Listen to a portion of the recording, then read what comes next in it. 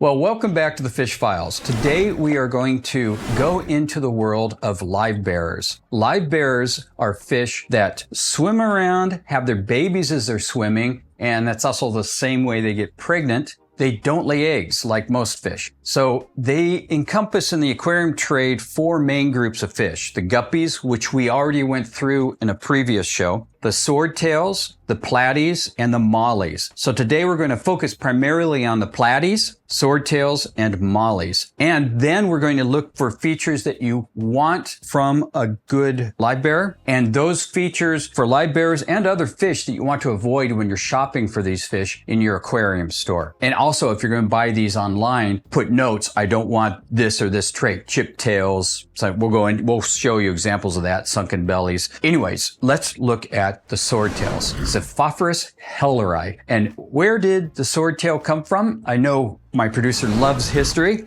so we're going to talk about just one sentence of history, 2, 3, 4, 5 sentences on history. The swordtail originated in Mexico and was discovered by an Austrian who was there on a botanist expedition looking for new plants in Mexico. And while he was there, he found some amazing small aquarium-sized fish. One was the swordtail. He got to name it. He got the scientific name helleri. Remember, if the scientific name ends with an I, it was discovered by a man. And if it's AE, it was discovered by a woman.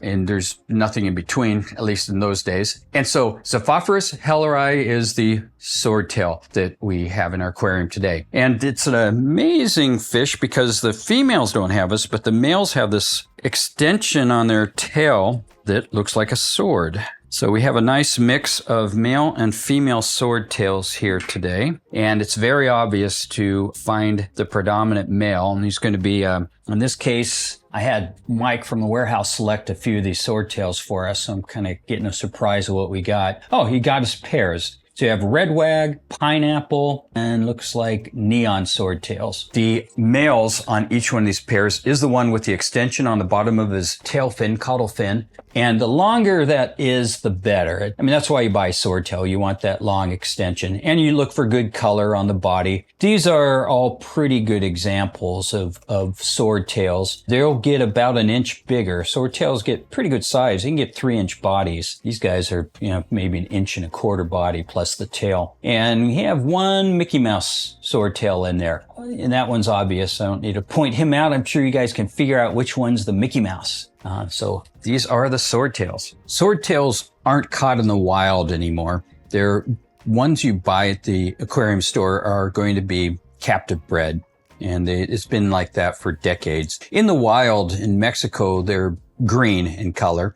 And you can get wild swordtails or at least a generation or two from wild. Those are exciting if you can get them because you'll see the wild ones have a lot more aggression. The males will fight each other and sometimes they'll actually slash that back fin around at each other like a sword. But you won't see that in any of the domesticated colors of swordtails. Just curious if you spotted the Mickey Mouse yet, because in platies and mollies in particular, Mickey Mouse is a pretty neat little pattern that comes out in the caudal fin. And it's pretty obvious why it's called Mickey Mouse pattern. Now, when the pattern is a solid black fin on the back, and usually the dorsal fin's also, the top fin's also black. But when the caudal fin or tail fin is black, it's a wag, like a dog wagging its tail. And that goes for any aquarium fish that you see in the store. If you want that wag pattern, any aquarium dealer is going to know what you're asking for. That's a solid black tail. And it's cute. It looks, as they swish the tail around, it makes it a little more visible to see.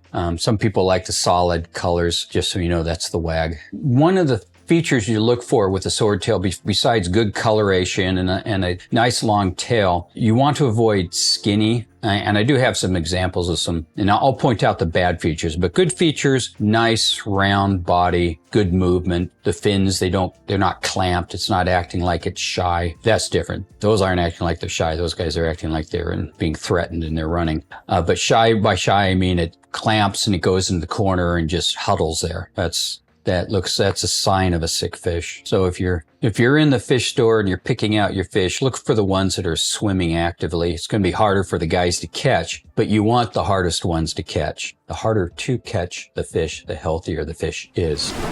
And this next group, the Mollies, have an interesting history. If you ever want to look up New Harmony, Indiana, that's a little utopian community that the Lutherans tried to put together for about 2 years in 1821 and then actually 1840s, I think. It didn't pan out. I guess it wasn't the utopia they were trying, but they spent money to buy 20,000 acres and create this thing. And one of the members of New Harmony was Charles Lesueur, who was a zoologist who went down into New Orleans. Actually, he lived in New Orleans in 1820, and he found a pretty little fish. It was green and had long dorsal fin. It was a green molly, wild green mollies. And these mollies, the first scientific name for them were Melanesia latipina.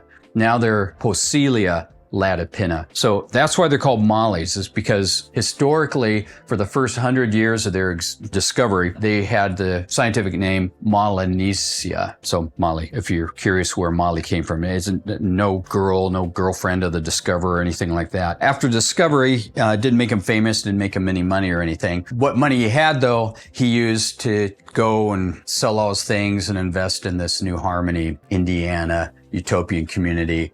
And we don't know what happened to Charles Lesueur after that. All we know is the utopian community disappeared after 2 years, but there's still a city there and still a little, it's called New Harmony, Indiana. And it has a little historical place if you ever want to go. It's pretty interesting. But what's more interesting is mollies. Okay, what you're looking for a molly, there's two types. There's villifera and latipina. And villifera is a sailfin molly. And sailfin mollies, if they're really good and strong, can jump. So you probably should have a cover on the tank. If they're not sailfin mollies, you don't have to worry about them jumping out of your aquarium. Most mollies you see in the store will probably be non-sailfin. Sailfins are very obvious, though. It looks like, what's that dinosaur with the big fin? Stegosaurus? Was it a Stegosaurus? Or is that the Stegosaurus, the one with the 3 horns? That's Triceratops. That's Triceratops. Cry. Boop. So the sailfin mollies are easy to see because they have a big dorsal fin like the Dimetrodon dinosaur. And if you don't know what the Dimetrodon dinosaur is, shame on you. And okay, so let me show you the patterns. Like the sailfins, mollies are bred in all kinds of different patterns. The closest one to the wild is the green sailfin molly, and it's a very beautiful molly. Also, I think is the healthiest of all the mollies because it's the least bred. And the less bred, the closer to the wild, the healthier the species, that particular variation of the species.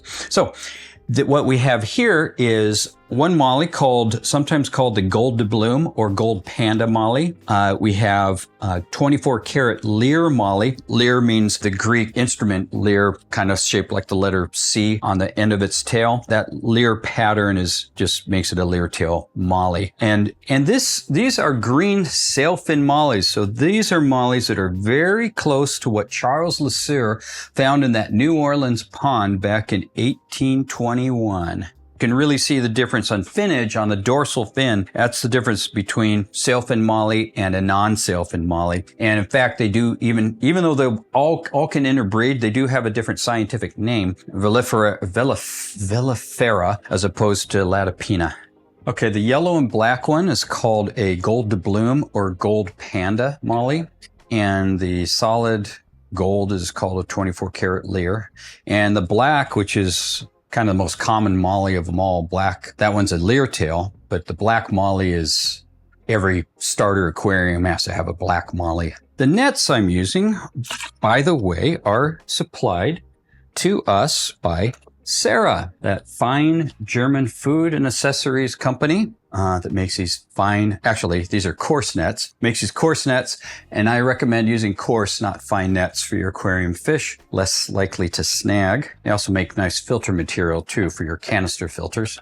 And but they're most known for their food. They and Tetra are the big names in Germany and the rest of Europe. If you want any of these Sarah products or any of this fish, you could go to aquariumfish.com and they would gladly ship you any of this stuff. Okay, now the third group of the 4 main live-bearing groups is the Platy. And I don't know who discovered the Platy. It's just a Platy. I never really cared, but it might be interesting. So if anyone knows out there, let us know and maybe we could put it on the next show. But I've never heard who discovered the Platy. But it is another Central American and Mexican live-bearing fish. Most of them came from that area of the world. I'm not sure how evolution caused that to happen, but that's where it is. And these are some very pretty and healthy specimens to look at. We've got, I call it fire and ice. Sometimes they're called blacktail red neon platies. I think fire and ice sounds cooler, but they're both the same platy. Again, platies also can have a wag tail. It means a solid black tail. Red wag, and then we have a Mickey Mouse platy. That's probably one of the classics, a red Mickey Mouse platy. We have what do we have here? A spotted platy. Calico. When it's a black spots, it's called calico. Sometimes called painted if it's on a swordtail. Sometimes called Dalmatian if it's on a Mollie, but they can also be called calico. So those are the platies. Males and females on platies are a little harder to tell apart. Like we discussed when we were discussing guppies, you can tell the males from the females by looking for the gonopodium at the bottom fin of the male fish. All right, so now I'm just going to breeze through guppies because we have a full episode on all the great variations of guppies, and to my producer's delight, I went through the history of the guppy too. This is just going to give you a sample of what guppies look like because I want to show you what bad guppies look like when you go in the pet store. And as a teaser to keep you watching the show, I have a very special Livebearer that you don't often see in the aquarium stores at the very end of the program. Now the really bright, solid red one there is a blonde red tail. And that's the male, and the female is the one that doesn't have quite as big a tail but has a nice red color at the end of her tail. God dang it, I wasn't going to go into guppies on this show. Just show them to you. But you have a Sri Lanka bred guppy, which is the Tequila Sunrise. That's a yellow and red tail. And you can tell the male doesn't have as big a tail as that other male. And the reason is the other male is a classic Thailand bred fish. And that's where the best bred guppies come from, is Thailand. But both of them are very healthy, very colorful. Sri Lankan ones tend to be easier to adapt to an aquarium. Bangkok ones with the big tails, they've been bred, excessively to get that big tail and the color and the little body. So that's an ideal male guppy, and unfortunately it makes them a little weaker. It's all relative. Guppies are in general pretty hardy. And like I said in the previous show, put a little teaspoon of salt, of fish safe salt, into the aquarium when you add Livebearers. Any of these Livebearers, they do very well in aquariums as long as they have a pinch of salt in there. Say 1 tablespoon to 10 gallons. Not enough to hurt the plants, so you don't want to put too much salt in there, but enough to keep these guppies happy, and the rest of them. Helps them develop their slime coating and keeps them from getting sick. Let me talk about the health of Livebearers and the sickness of Livebearers. In fact, one of these fish, I think, went dead in the tank, and all this stuff is going to have to be cleaned now because these fish, Livebearers in general, are very, very temperature hardy. So ick is usually not a problem like it is on some of the other tropical species. That does come up, but they're very susceptible to viruses and bacteria. And you'll get a wasting disease, which is a virus on Livebearers, where they just get slim and lethargic and their belly starts to sink in and they just die off. One way to avoid that is salt. Salt actually helps. And also a couple drops of malachite green wouldn't hurt in the aquarium when you introduce these to the fish tank. So these guys, what's wrong with them? Well, one's almost dead. He's just struggling to stay up. And that looks like wasting disease. His body's very skinny. His tail is clamped. He's emaciated. These other guys, they're healthy. So when you go to a fish store and you look at these, well, one's healthy, one's not. Okay, that's good. It might show some good ones. Okay, the one male here, the green cobra, is skinny. And fish, at some point, what happens is their stomach they can live for days and days on their fat, but that fat disappears, their stomach shrinks, And if that stomach shrinks to the point that it attaches to itself, it's never going to open up. That fish is a goner. That happens if you look for any fish. If you see the ribs of a fish, never ever buy it. No matter how good the coloration is, if it's running from the net, if it's swimming well, it doesn't matter. If you see the ribs on a fish, don't buy it. If you see a concavity, it might be the right way to say it. If you see a concavity on the bottom of the fish, in other words, a sunken belly, never ever buy it. That's smaller fish. You'll see that. You won't see their ribs. Larger fish, you could see their ribs. Discus is the most prominent one that you'll find to avoid when you see ribs. But we're talking about livebearers. So chipped tails. Chipped tails is very common because when the males are shipped around in the dark and they're packed tight, a lot of times they'll bite each other and you'll get chipped tails. They do grow back, but sometimes it takes forever. Sometimes there's a little deformity as they grow back. It's always got a little bit of a ridge. So if you're going to select your fish, you might as well get one that doesn't have any of these potential deformities. So avoid the chipped tails, avoid skinny fish. When he's not quite dead, obviously avoid dead fish. But these guys have wasted to the point that they are at the bottom of the tank, so avoid lethargic fish. All these are samples of guppies, but you'll see this in all the livebearers, these same kind of traits. Again, how to avoid that? Make sure you add a little salt when you put these in your aquarium. Keep them fed once or twice a day on community flake food, community pellets. They prefer flake food, and they should be okay. Okay, here's another batch of sick or deformed or not behaving right fish. So when you're in the pet store, remember, hopefully they don't have any of these. They should be, cold in the morning. You'll see often you'll see tails missing on the fish. It's like they've been fried away. That comes from shipping and ammonia poisoning, or it comes from a bad bacterial infection or fungus. It's actually fungus comes after the bacterial infection, but the bacterial infection is actually eaten away its tail. But most of the time it comes from ammonia burn and shipping. If people like me, the wholesaler, is supposed to grow those tails back out. It takes many weeks, but sometimes wholesalers will ship them without doing that. I don't, of course, but it happens. And so you look for those stunted or melted away. We call it melting. Some of these guys you can kind of tell they're kind of hanging around the bottom, and particularly the Mickey Mouse swordtails have concave bellies, which means they are on the verge of starving to death because they're not eating.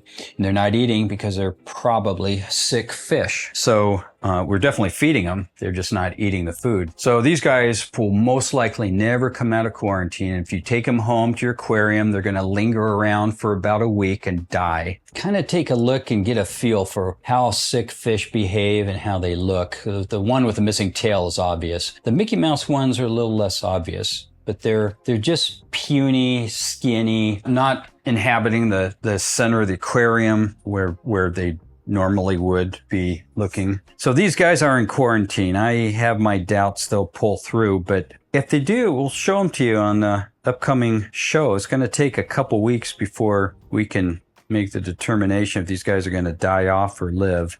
And I don't want to say where my money is on these, but we'll see in 2 weeks. We've done a salt dip. We're keeping him in some mild medication, and we're trying a couple different foods, and we're making sure the water temperature is up in the upper 70s. Sick fish and cold water do not get along well. Higher temperatures kill off viruses.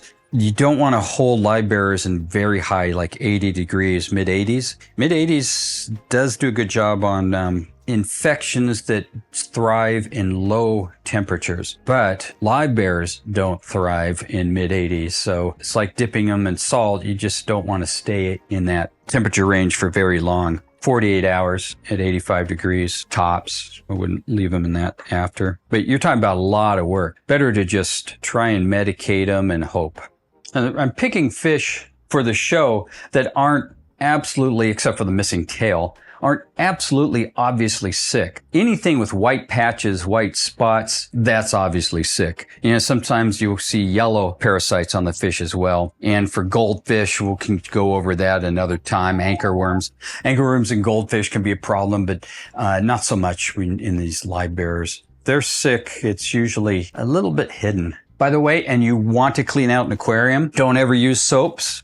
Just use chlorine. Chlorine will just dissipate in the air. Within 24 hours, that chlorine is gone. Maybe leave it for 2 days just to make sure it's absolutely gone. Use chlorine or bleach without any other additives to clean aquarium tanks that have been contaminated.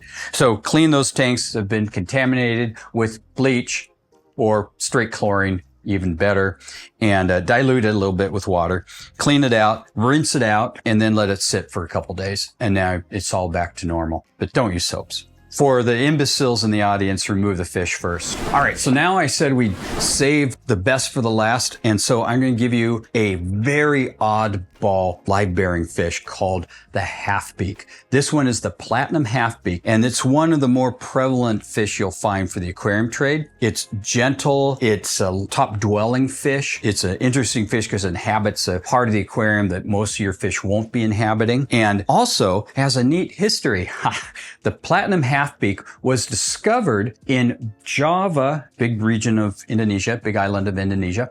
It was discovered in Java by 2 German men who saw these natives bedding on these little tiny skinny fish. The first nickname for these guys were wrestling halfbeaks because they were fighting fish like betas. They actually bet on them. The males would come together and lock jaws until one of them finally relinquished and ran off. And then they were bred to get a nice white color and they became platinum halfbeaks. You can buy wrestling halfbeaks too, but I find them not as durable as the platinum halfbeaks, but all in the same species group, Demigenus pusilla. What's neat about these halfbeaks is they're very adaptable to the aquarium and they eat just community flake food. They don't need any, they look like they need some special small Daphnia or brine shrimp, but they do very well with just flake food. And this is almost full size. They'll get another 1/2 inch. Just a good size community tank, small to mid-size community tank. Great in planted aquariums too, because they really pop against the green leaves. We're gonna have to sign off. We have a big shipment from Florida. Our guys are itching to put the fish away. So without further ado, thank you very much for watching this episode. And we are going to come up with another episode showing you how to do actually saltwater dips and treat some of these sick fish. But I hope you enjoyed these Livebearers. They are wonderful for community tanks. They're peaceful and they'll breed like rabbits. Well, rabbits breed like Livebearers. It really makes some neat interaction with the home aquarium. So because of that, if you don't have one, please get a home aquarium. And like always, if you like any of these fish, if you don't have them at the local pet store, request them. They can get them from wholesalers like myself, or you can go to aquariumfish.com or another good reputable online store. But we always like to support the mom and pops first. And thank you for watching the show.